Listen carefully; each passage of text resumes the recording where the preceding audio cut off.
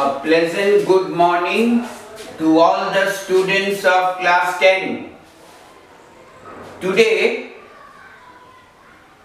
what we will do is a story from this book, Footprints Without Feet. This is Mr. D. Banerjee from the studio of Vidyapati Public School, presenting the story in 12 minutes. Please listen to me very carefully. This is a famous story by H.G Wells. There is suspense in the story. First, see here, I have written in points.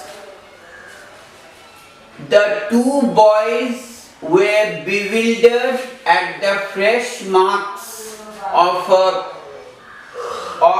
pair of bare feet. Bewildered meaning surprised. The two boys, they saw footprints on the mud, bare footprints on the mud. So they thought, what was this man? See, this is the picture of a man. What was this man doing on the steps of the house? Then, again, two footprints on the mud. See, I've drawn here. They were fascinated. Why? Because it was very cold at that time, and the footprints were multiplying and going like a man walking, but they can't see the man. Who was this man? He was none other than Griffin, a scientist. A brilliant scientist. What he did is he swallowed some rare drugs and became invisible. Okay?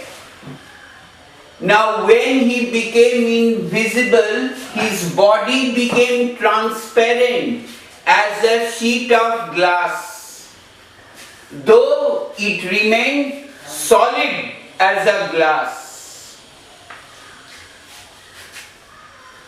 Now, let me tell you the story in the flashback. I understand that you know the meaning of flashback, meaning what happened before. Now, Griffin, I told you he was a scientist, but he was a lawless person. He was staying in one house and the landlord tried to eject him. He became very angry. So what he did, he put fire in the house of that landlord. He escaped. From that time, he became a homeless wanderer without clothes. You understood this one? He was a brilliant scientist, but he was a lawless person. Why will a scientist put fire in the house of the landlord? So, he was a lawless scientist. Now, I have divided the chapter according to his adventures. Now, the two boys were following him. What they were following? His footprints. He managed to disappear from there. Now, adventure number 1, he went to the London store. What he did, he broke open the boxes and wrappers and found clothes to get himself comfortable. And then, to his surprise, he found cold meat, coffee, all was there. So, he had his meal with sweets, and he had his meal with sweets. Then he had a good sleep on the quilts. And how long he slept, he didn't know. Early morning, the attendants came and opened the door, and they found how this man came here. They chased him. They chased him, and what he did, again, he took off his clothes and became invisible. Now this is number one.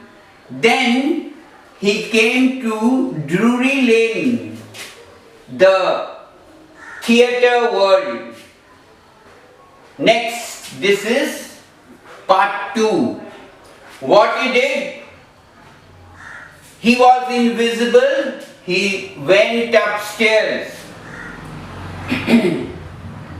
and he made himself comfortable by wearing good clothes, and he came down with bandages tied around his forehead. Okay? Dark glasses, false nose, big bushy side whiskers, and a broad hat. So that was his makeup. Now the real adventure starts here. He takes a train to the hamlet of Iping. Okay, see the name of the place. Iping. Iping. He takes a train and goes to this small hamlet, meaning village. He went to the inn, INN. It's a small place for staying. And who was the owner? Mrs. Hall was the owner. So, what Griffin said, my reason for coming to Iping is a desire for solitude. I am a scientist. I came here for solitude. I don't want to be disturbed. And he paid 2 months room charge in advance. Mrs. Hall was very happy, but she thought, this man, he was an eccentric scientist, meaning unusual scientist. Then something happened. There early morning, the clergyman meaning priest, he heard that somebody was counting money in his desk. He heard the chink of coins. So what he did? He took the poker meaning an iron rod, okay, used for to poke the fire. He picked up the rod. He went to the desk. His wife also followed, and he raised the poker and told, surrender. his surprise, he found there was nobody. So he thought it was an extraordinary affair. And he kept on saying this from the morning. Then what happened? Before he told to Mrs. Hall, he had no money. And he was waiting for a check to come very soon. Then he came back to the inn and paid money for the rent. There was a bit of suspicion that how he had the ready cash in his hand, but there was no proof. Then here is the real part. Mrs. Hall found the room was open. The door was open. So she thought this was a good chance to peep into the room.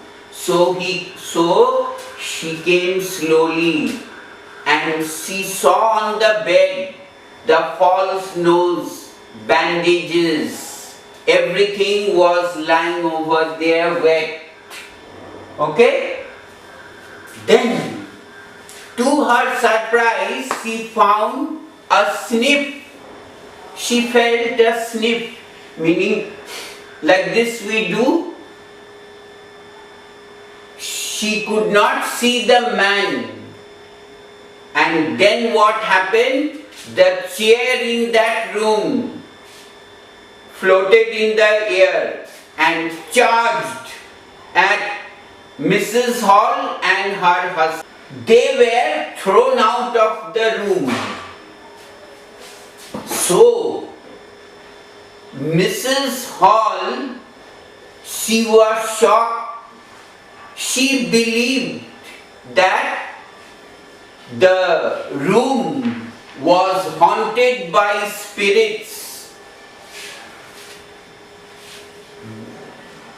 Then she went on to say, the chair, this was used by her mother. Her mother is to sit on that chair. She thought she must have done something wrong. And all this was the sign of witchcraft. So, the people were dumbstruck to hear all these things. Then, suddenly what happened when all these things happened? Mrs. Hall came to Griffin. She was very angry. She asked for 3 things. What were the 3 things? What Griffin was doing with the chair. Number 1. Number 2. What he was doing in the empty room. And the 3rd one, how he entered the locked room. This was the mystery of the day. Griffin was very angry. He shouted, You don't understand who I am. Well, I will show you. And he started removing his clothes. Suddenly, all the people found an invisible man standing in front of them. they secretly informed the police constable. His name was Mr. Jaffers. He came to arrest Griffin. So, according to the magistrate, he should be arrested in person with a handcuff. He came and found that he had to arrest an invisible man. It was something which happened first time in his life. Mr.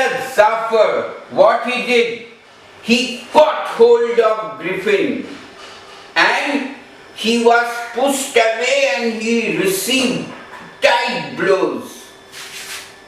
The people panicked. They all were bewildered to know what was the real story behind. There was a terrible tussle, meaning fighting, and some people tried to help the constable, Mr. Zafar, to arrest him.